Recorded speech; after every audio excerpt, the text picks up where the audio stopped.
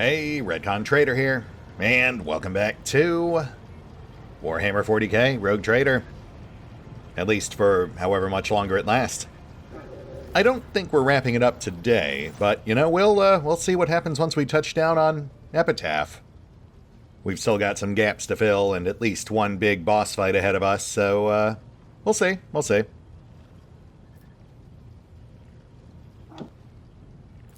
Hey, bud, what's up? Kaiser has come to watch. And here we go. Epitaph.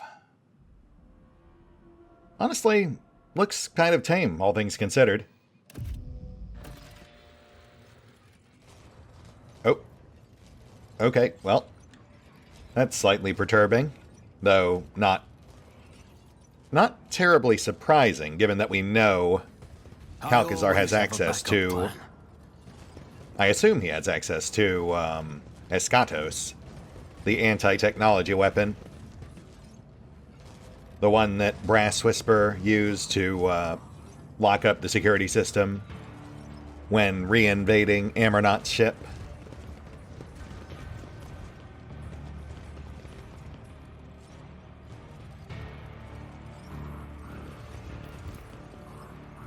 The Xenos is not showing any signs of aggression, simply staring ahead. There is an odd, disoriented quality to its movements. Sure. Which also does kind of imply that they are going to wake back up at some point, possibly once we get a bit further in, or possibly once we're on our way back out.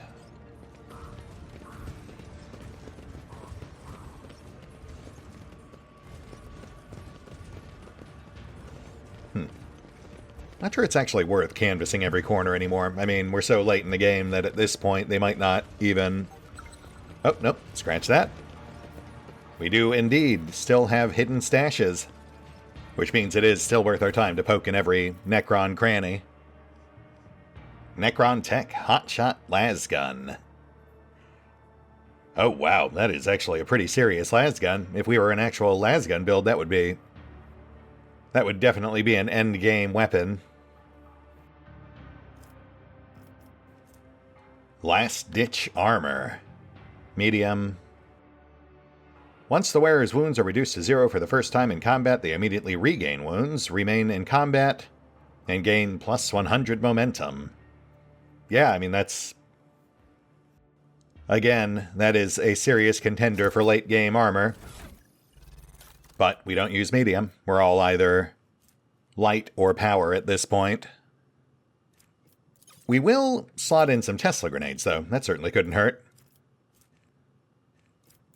Really should use these things, at least here towards the end. It's just, you know, they're not super competitive. Like, the damage on even the top-end grenades is mediocre at best. At least compared to the constantly scaling weapons, you know. Hopefully they'll be slightly more impressive in Dark Heresy.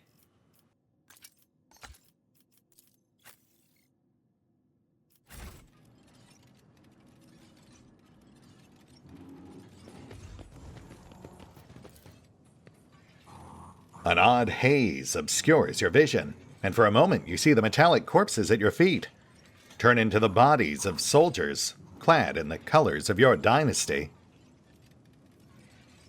Peculiar. Signs of chaos, perhaps? I mean, if anyone was going to have...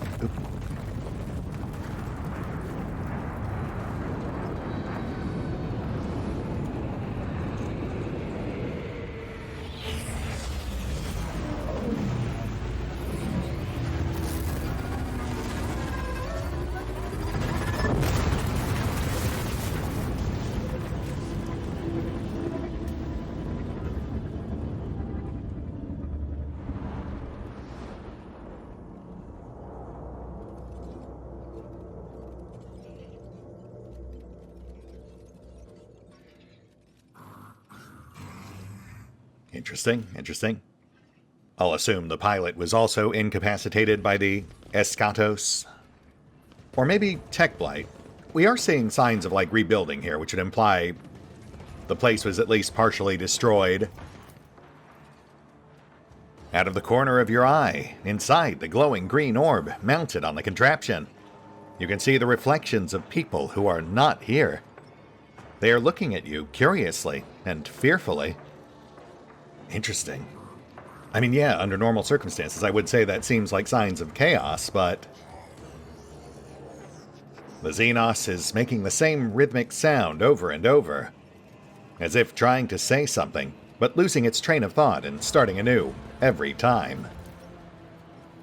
Every few moments, the metal particles lose their color and become translucent, and you can see something dark and formless behind the metal, yearning to be born, but unable to do so yet. Oh, right. Okay, right. Oh. The few warriors who have risen walk without noticing how their ranks have thinned. This procession is a far cry from the March of Annihilation it was meant to be. Right, okay, so I don't think this is chaos, but it is, I think, something similar.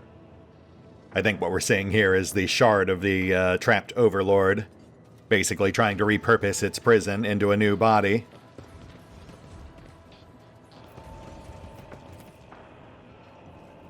A broken metallic finger sticks out from between the sarcophagus doors that are slightly ajar. It wriggles weakly. And the attendant Necrons, who were presumably intended to guard this place, have been disabled in various ways, echoing the Necron plagues we read about. The Rack. The wielder can make a free attack with this weapon if they shot from the Ruin on the same turn. The Ruin. The wielder can make a free attack with this weapon if they shot from the Rack in the same turn. Oh man, that's fun. Matching pair of foe hammers. That's the sort of thing I'd try to build a character around. Though, I mean, you get it so late in the campaign, you wouldn't really have time to have much fun with it. Astral Currents. In the first round of combat, the wearer gains the following benefits. Plus 20 MP. Movement is not affected by threatened areas. And the wearer's movement does not trigger attacks of opportunity. Yeah, I mean, that's pretty fantastic. Plus more Tesla grenades, so even more reason to actually use those things. They're dropping some not-so-subtle hints there. As for the boots, let me do a quick spot check here. Yeah, I mean, I'd rather have the dodge. Dodge is better for assassins. Cass is a maybe.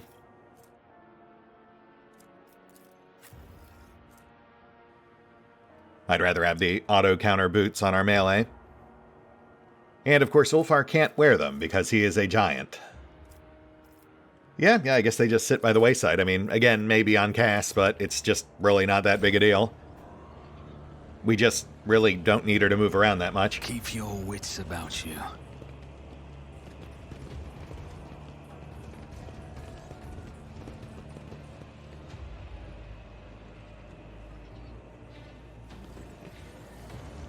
Oop.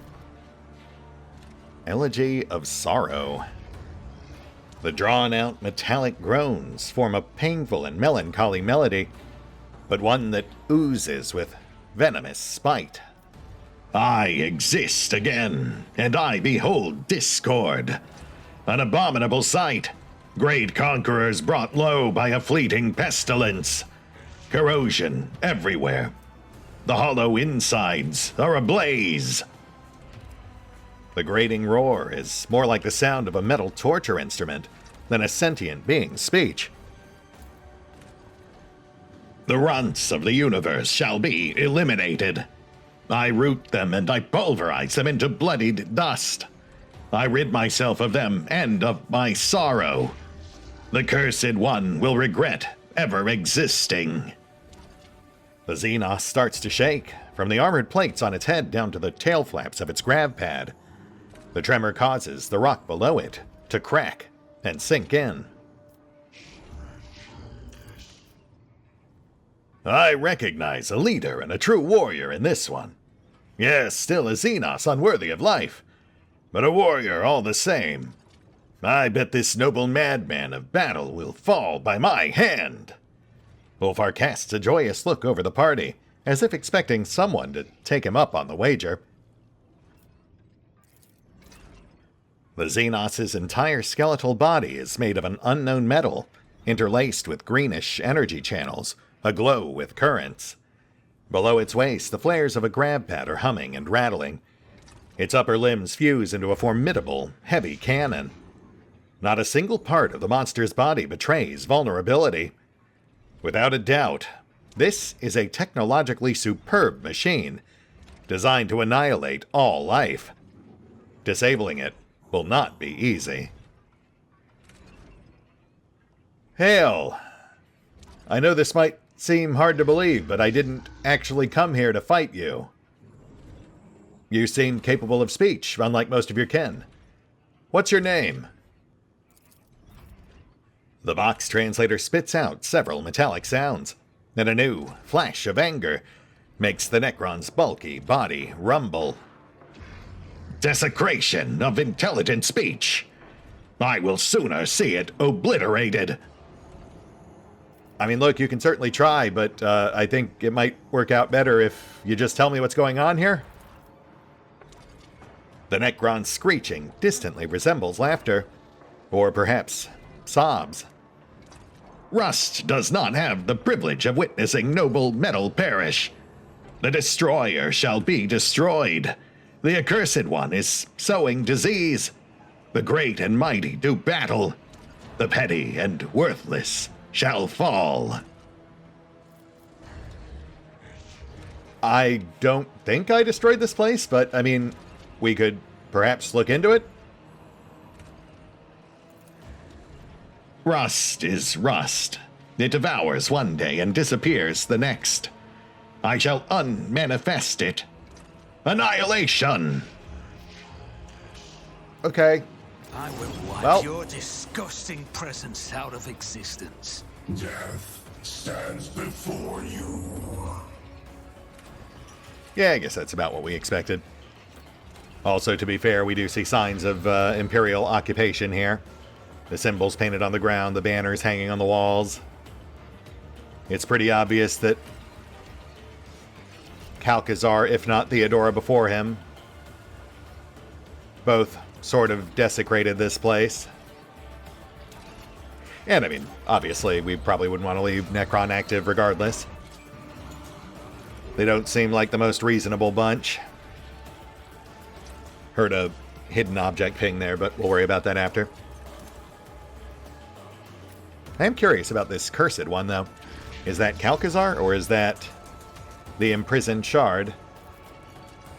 Is the rust the effects of the Tech Blight or the Eschatos? One of the man-made weapons, or is it actually one of the original plagues of the imprisoned Overlord? Though technically, I guess the two do actually overlap. The Tech Blight itself is just a bastardized version of one of the Overlord's plagues, and then Eschatos is a refined version of that. Though I suppose ultimately my question, it really boils down to, you know, who's responsible for all this right now. Is it Kalkazar, or is it the Overlord breaking free? Or maybe both. I mean, obviously Kalkazar is pretty heavily involved in whatever is happening.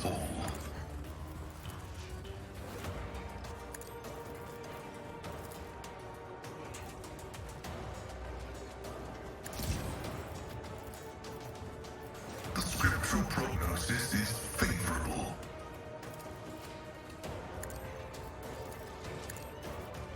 Request approved. Alright, let's knock these guys out.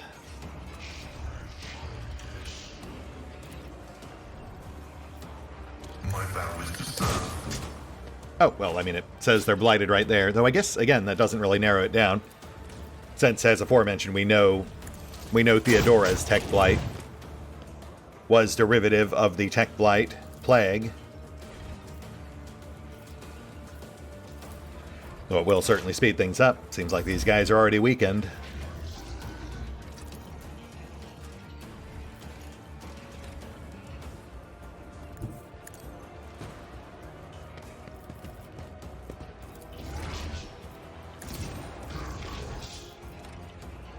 If I may.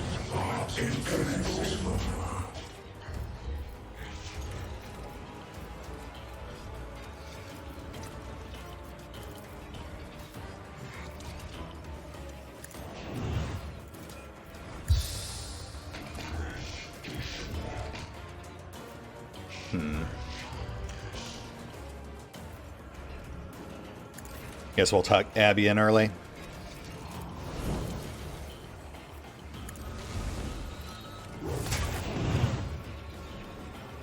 Yeah. And we know these guys have directional shields, so we have to work our way behind. Easy enough to do. Big question is just going to be whether they can actually hurt us or not.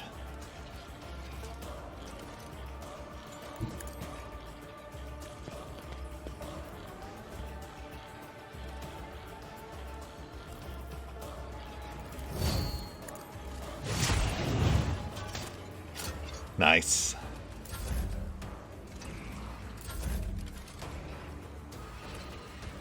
Abby tucks in.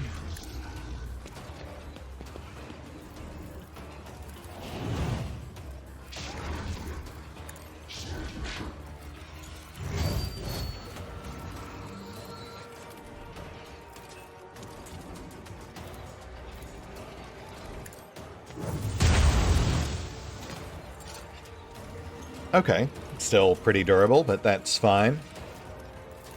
We'll slap some debuffs down momentarily. You will not undo me.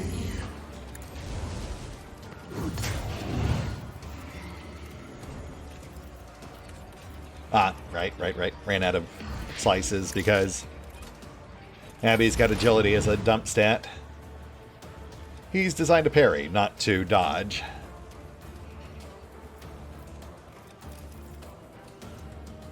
No point in going full frontal with Val since shield's still facing, but we can pick off some ads.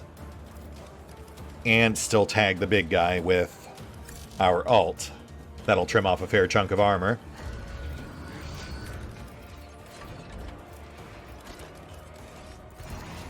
On it. Yeah, we'll just do some trim down. No big. I mean, honestly, once Elegy of Sorrow here drops, the fight's pretty much over anyway.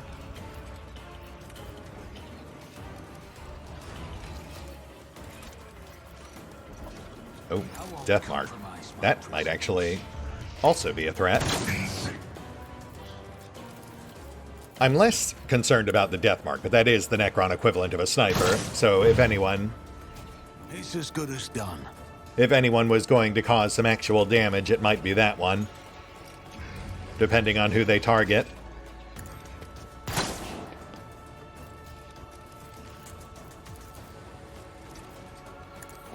Consider this a taste of what's to come.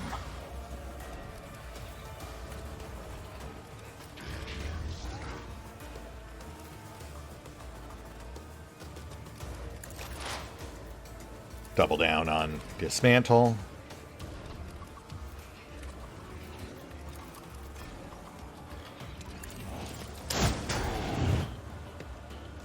And Elegy should now be much more vulnerable to attacks.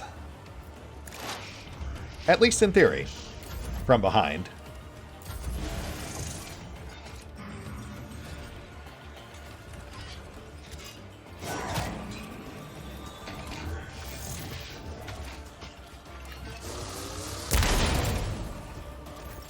Oh, weird. I feel like that might have actually been a deliberate friendly fire.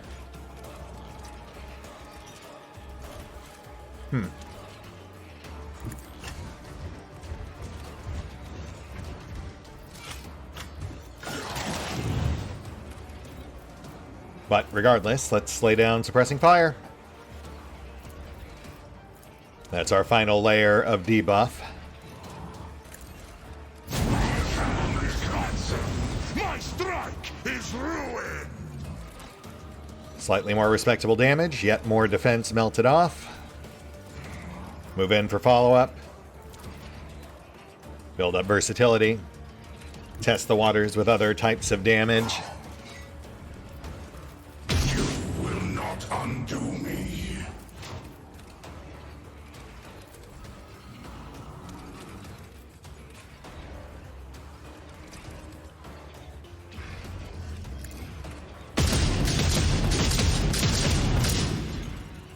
Alright, well that was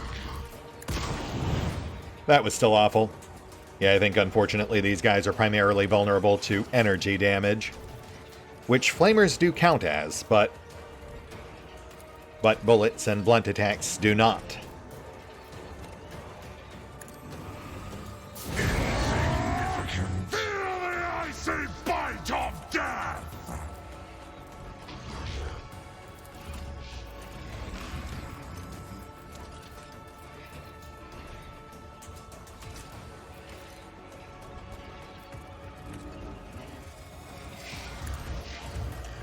Reassemblement commencing.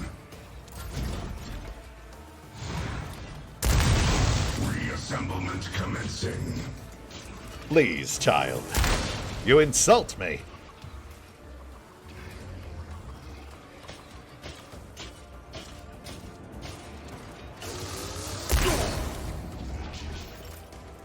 Alright, alright. These guys aren't a threat after all.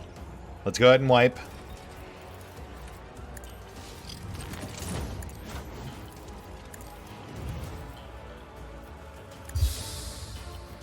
Heinrichs, clear the flank.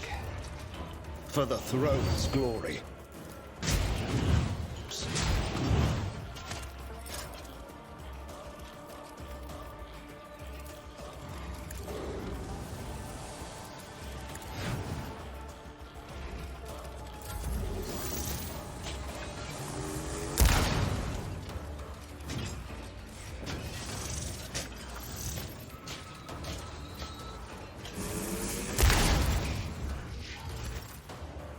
Round 2.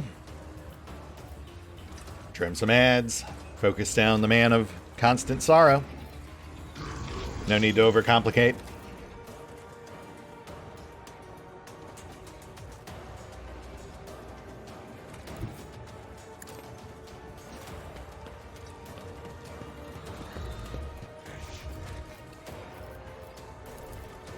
The old sire knows all, comprehends all. Running binary code.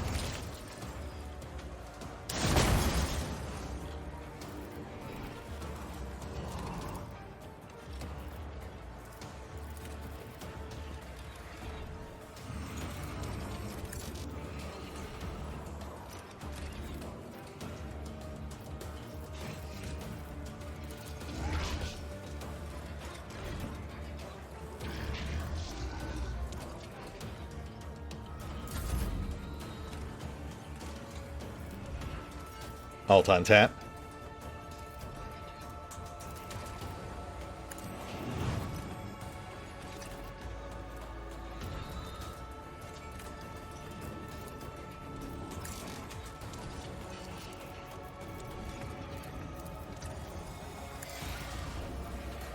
And hammer time.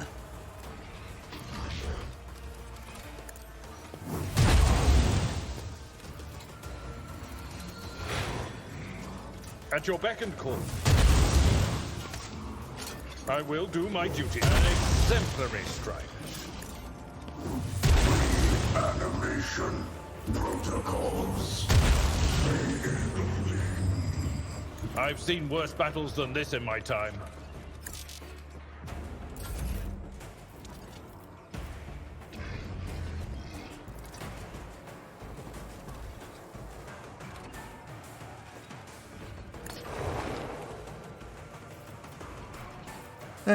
Not quite what I was going for, but that's fine.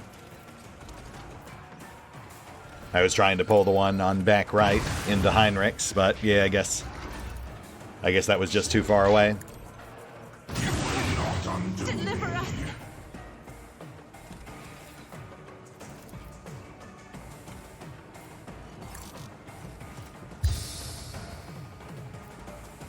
Yeah, I mean, I guess at this point it's really just going through the motions. They can't hurt us, so... At your beck and call. It's just a matter of wearing them down. Indeed.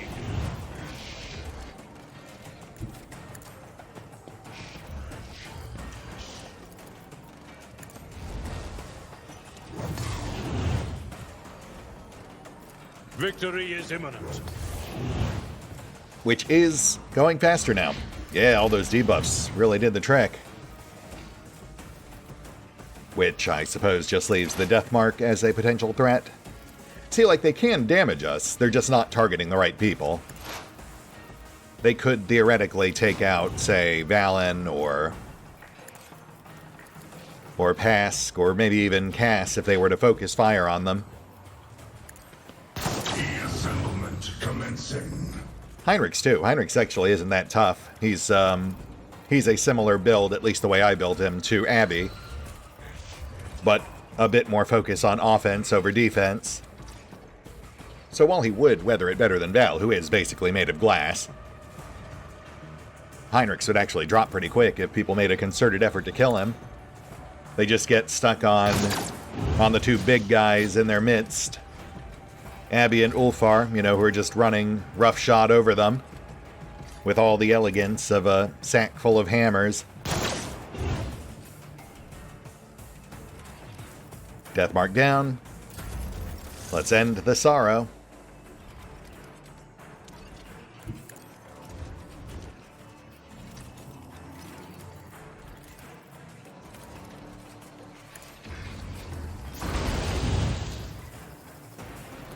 None can do this better than a warrior of the All-Father.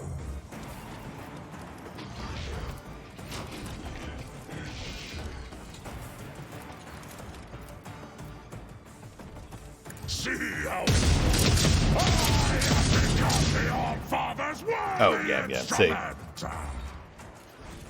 I would say that's a slight improvement over his last pistol burst.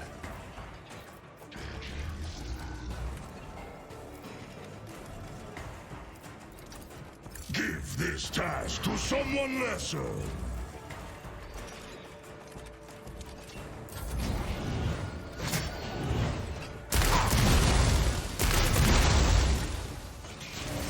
I mean, I will say, the fact that he's doing damage to Abby at all is actually pretty impressive. And hey, look at that. They actually tagged Pascal. Did whole 25 damage there. I mean, look, I might sound like I'm being condescending, but that's actually better than most enemies do. That's enough that it might actually leave a flesh wound. Let's bring Heinrich's round, clear the left.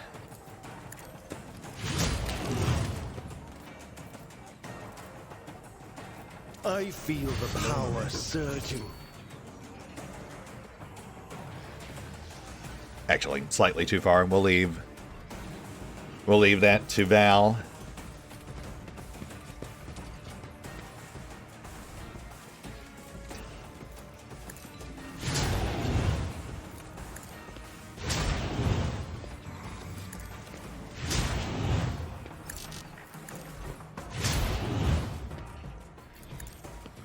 Holy terror, smite your enemies.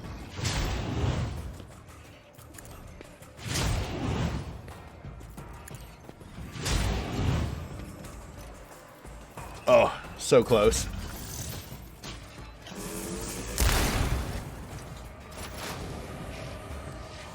Ah, and I guess I misspoke on Pask. Alright. Didn't even make it through his temps. Never mind. Well, you guys tried, you know? I saw some damage numbers, and, good effort.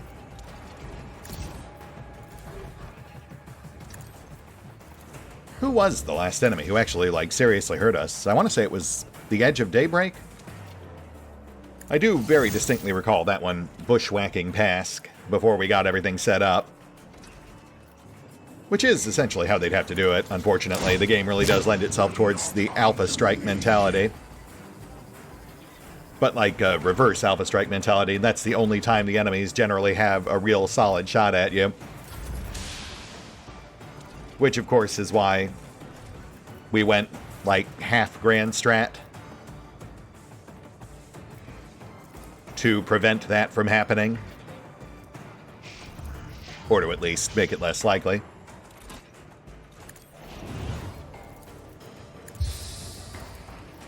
Yeah, because like in Dark Heresy, there is no Grand Strat, and the fights over there are much more tooth and nail.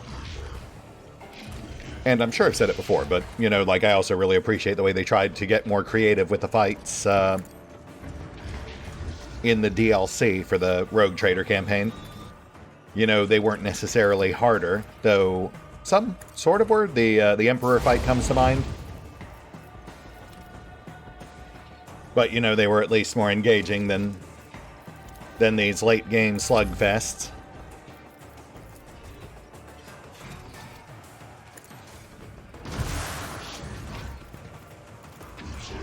I'm not accustomed. Another foe painted black.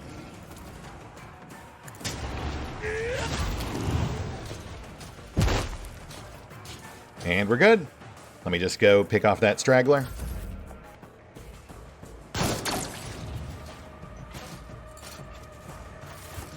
And clear. Sorry, bud. You tried. Though, I do notice your bodies didn't vanish. That's new. Oh, also. Didn't show up during the fight, but here's our hidden object. Dynasty Notebook. Ooh, yes, please.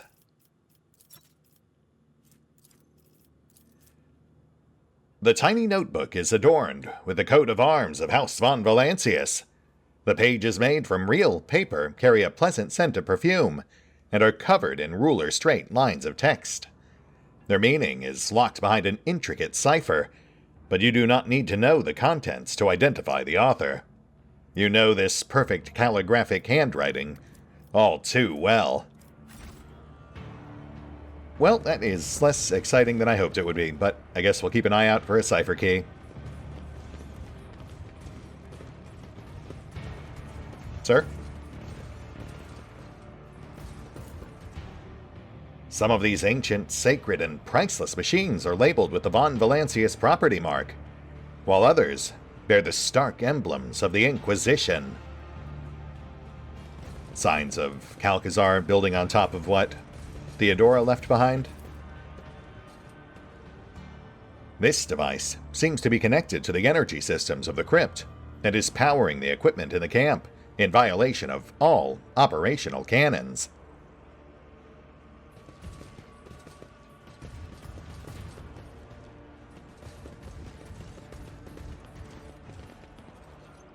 Tanakia. Hello there. That name sounds really familiar. I feel like we've heard it before, I'm just not sure where. Possibly from Heinrich's, one of Calcazar's people. The surface of the stele is roiling with revolting bubbles, as if it is trying to disgorge itself into some new form.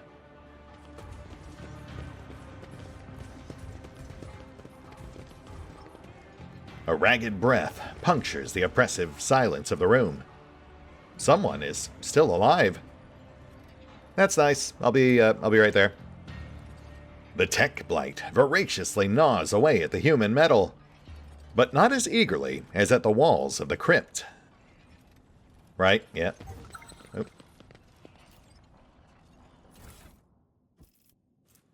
Mind Killer Staff. High-end telepathic staff that permanently increases its power level on every kill. Like, forever? Just... Well, I guess we're so late in the game now, it wouldn't really have much of a chance to stack regardless, and we didn't bring our psychic with us, so kind of moot. But, wow, yeah, that... Once again, if ever there was a sign that we're nearing the end of the campaign...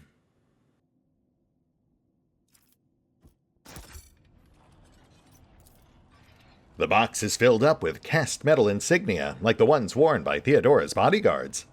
Some of them have splatters of dried blood on them.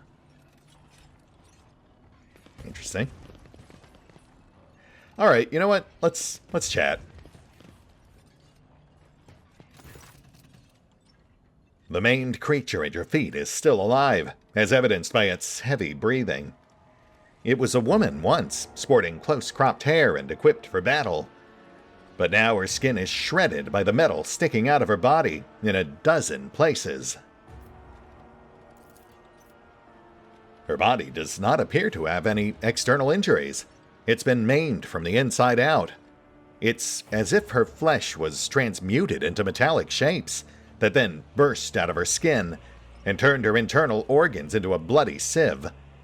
Some of her exposed bones have a metallic gleam to them, while others still look natural. Hey, you still with us? With a heavy jerk, the woman raises her head, emerging from oblivion, and focuses her gaze on you. Even in such a wretched state, her eyes still gleam with self-confidence, zest, and subtle shrewdness. You, who are... Ah, that coat of arms rings a bell. Von Valancius. I'm not as surprised to see you as you may think.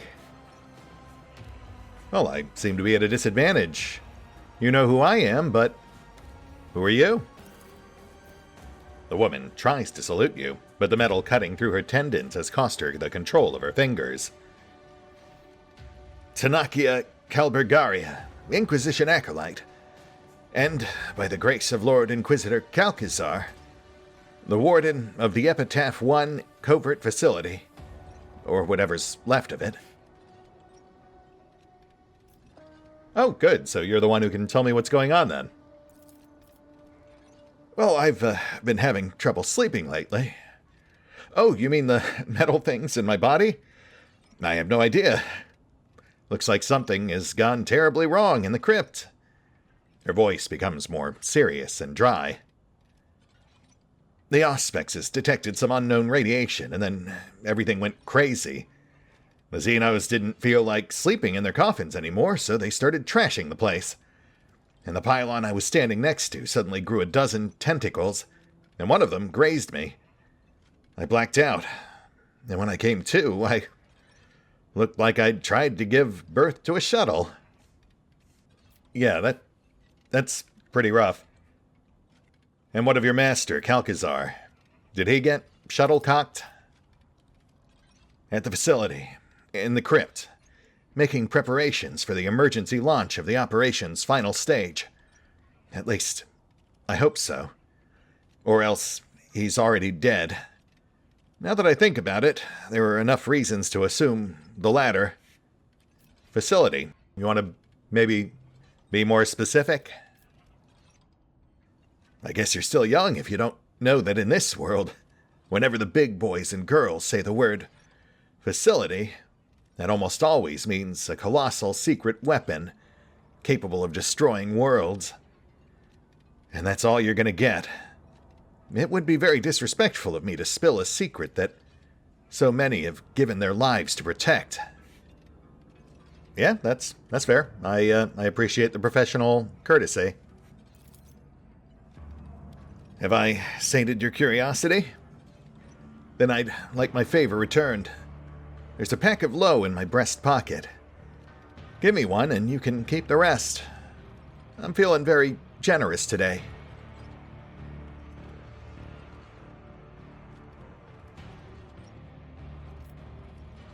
Actually, I was still wondering how you recognized my coat of arms.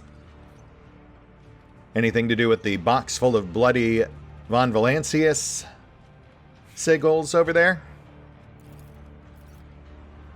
Oh, I should know. It was on the uniform my agents wore. The ones I sent when Kalkazar took an interest in her ladyship Theodora's retinue. They didn't wear them for long, though. When I presented Theodora with Kalkazar's ultimatum, she purged her retinue of our operatives. I'm fairly certain Theodora would have preferred to have my head as well, but the Lord Inquisitor recalled me here to guard his treasure cave. Just in case Theodora decided to return for what she thought was hers. Or the Drukhari started causing trouble. Drukhari, right. Just out of curiosity, how exactly did these infiltrators get in? Conrad, I assume? A feint, a deception. A game of double and triple crosses. When they told her they intended to take revenge on Kalkazar, she believed them. She was just too eager to get back at the Lord Inquisitor for taking her clever Archmagos advisor, Amarnot.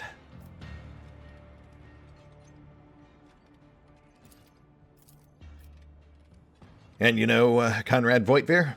Not sure if he's still alive, but back then he was Theodora's Master of Whispers. In theory, he should have been the one to out my operatives as spies. But instead, he thought that they were his chance to pull off a brilliant plot and prove to his mummy how great an heir he would become. It's true what they say about blondes. Every other one is as thick as mints. Is Conrad blonde? Huh. Tell me more about this ultimatum. I did find a letter on Theodora, but it was pretty vague. Merely a message saying that her dirty secret was now our dirty secret. She was the first to visit Epitaph, and she found something here.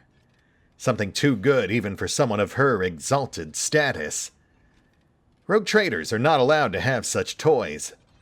And I relayed the most exact coordinates, down to the last digit after the decimal point, to the Lord Inquisitor. Oh, interesting. And the Drukhari. How'd they end up starring in all this? In Kalkazar's orbit? Ah, the Xenofreaks. My favorite partners. They had a crucial role to play in the operation that you mustn't know anything about. Their visits to Epitaph have left me with so many unforgettable moments. We were ordered not to fire on them first, but to split them into atoms if their skinny arses deviated so much as a single degree from their approved flight paths. I swear, it was as if those fools were trying to get shot at, with their half-witted provocations. They even had a nickname for me. The Almost Witch. A compliment, I guess. I mean, trust me, based on what I know about them, it definitely was. And I get it, I kind of like you too. You're a lot more fun than the last couple of acolytes I killed. Tell me this, did Kalkazar erase Theodora and her retinue's memories? I can give you two versions of the truth. The sugar-coated one and the honest one. The sugar-coated version is that once Theodora realized just what she had in her hands, she deemed it a matter of the utmost secrecy and mind-locked the memories of all members of her crew. The honest version is that she mind-locked the important people and disposed of the rest. Theodora depressurized compartments by entire blocks, casting any unwanted witnesses out into the void. She needed to free up space in her holds for the spoils anyway. You have heard about mind-lock technology. The subject's memories of times or events would be placed under a special lock that could only be opened by a key phrase. One that most likely only Theodora would know. And is in the encrypted data pad we just picked up, no doubt. So now we really need to find that cipher key.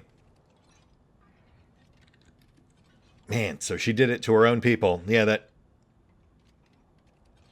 It's not a huge change, but it definitely shifts some of the cause and effect in my head. The grand map of how this all played out. Kalkazar summoned to the sector by the explorators to take down a renegade tech priest. Stumbling across evidence of what Amarnot and Theodora had found on Epitaph. Infiltrating her ranks. Securing Epitaph for himself. So she remembered it all, like she never had her mind wiped. She had just wiped the minds of her retinue, while I guess she set her own plans into motion, and then he came along and stole it all out from under her. This is... unexpected. Did her ladyship not trust even me? Disheartening news, to be sure. You have it all backwards. You could have been dumped out the airlock like so many others. You were already a decrepit old curmudgeon back then, after all. Or worse, we did see what happened to her brother. Well, for what it's worth, Theodora's scheming finally caught up with her. I'm her replacement, Valen. You'll have to excuse me for not looking surprised. My facial nerves seem to be partially paralyzed. But yeah, I gathered as much. I'd hardly mistake you for our spectacular void she-wolf, after all. And if she were alive, she definitely would have come here in person. So you're the heir? Well, at least you're not Conrad. Yeah, he got himself killed too. Kind of a recurring theme. Which would, honestly, make it kind of poetic if Calcazar also got himself killed off-screen before we can actually get to him. So what do we think? What's the verdict here? I suggest granting the Acolyte the Emperor's Peace, in honor of our years of working together. You've always been so sentimental. So attached to your colleagues, your hair, your eyes. Oh, I'm sorry. Is that still a sore point? I feel like I'm missing something here, but thanks for chiming in, Heinrichs. Helpful as always. Here, look. No hard feelings. Whatever beef you two have notwithstanding, I'm just happy to bring you low. Good, good. You're old enough to know what these are for, aren't you? Stick one end of the tube between my teeth and light up the other. Just make sure you do it the right way around. Sure, but I do think it's important that we both have an understanding here. You might have a lot of metal, but I think we both know that you're smoked. And given that your boss may have already suffered the same fate. You want to lay it out for me? I might be the only person who can actually stop whatever was put in motion here. Tanakia gives you a long, piercing look, then speaks, sadness audible in her voice. Straight, huh? Let's give it a try. I've taken a shine to you for some reason. One day, Xavier decided to immortalize himself in history in a rather extravagant way. All for the Imperium's sake, of course. But then things didn't go as expected, even though we expected that they wouldn't.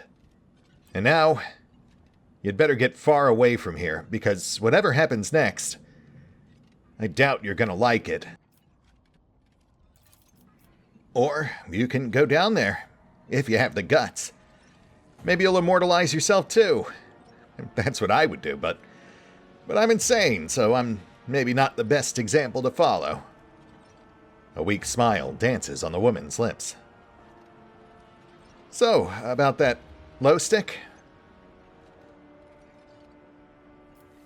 Sure, yeah, just, maybe after you elaborate a little further. You're a funny one. The Inquisition's secrets for a tube of low. That would be something, wouldn't it? No deal.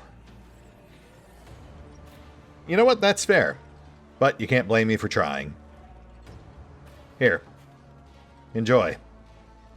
For whatever time you've got left. Yeah, I hear that. People say it's bad for your health. I'd better be careful. Well, that's just good general life advice. We should all try to be more careful. You know what, Tanakia? I kind of like you. I'll leave you here to enjoy your low, and if you're still kicking when we come back this way, maybe we'll take you with. I mean, I'm not sure there's really any saving you at this point, but, at the very least, we could let you know whatever happened to your boss. Give some final closure. Her lips move slightly, as if trying to whisper something, but the shock mutes them, turning her voice into a gurgle. Her body, mindless and desperate, is only prolonging the pointless agony by clinging to its last, bleeding shreds of life. Yeah, that sounds about right. I mean, she's not dead yet, so who knows? I guess we'll see. How about you? Let me just slap on my librarian specs.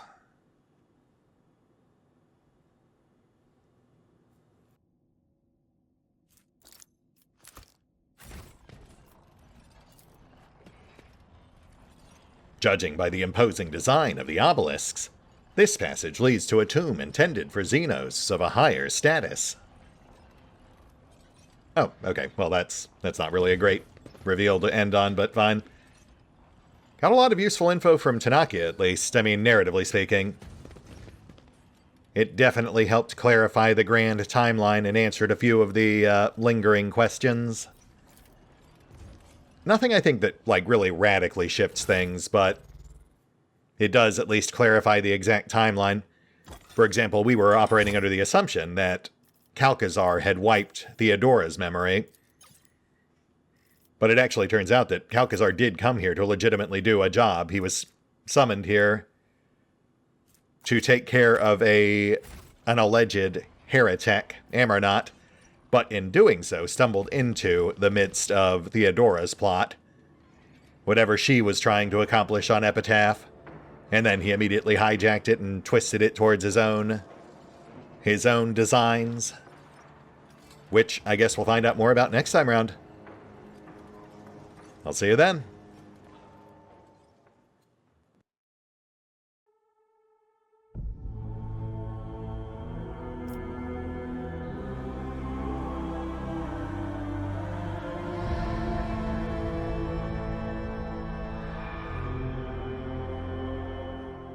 Oh, and special thanks to the Raiders, the fine folks who help make these videos possible, including but not limited to Eerie V23, Revenant, Alois, Bowman, Dragon Matrix 7, Drakiith, EgonAlter, Exsellsior, Gottlieb, James Trimmier, Lady Shayna, Mark Giemza, RandomPassrby, RobbyB, Triphoppenskip, and Valinrook. Thanks for your support, guys. That said, if you'd also like to help support the channel, then feel free to push the buttons that do the things. Trust me, it does make a difference. Or you could even check out the PayPal, the Patreon, the Nexus GG, or the YouTube memberships. Links are in the description. Death stands before you.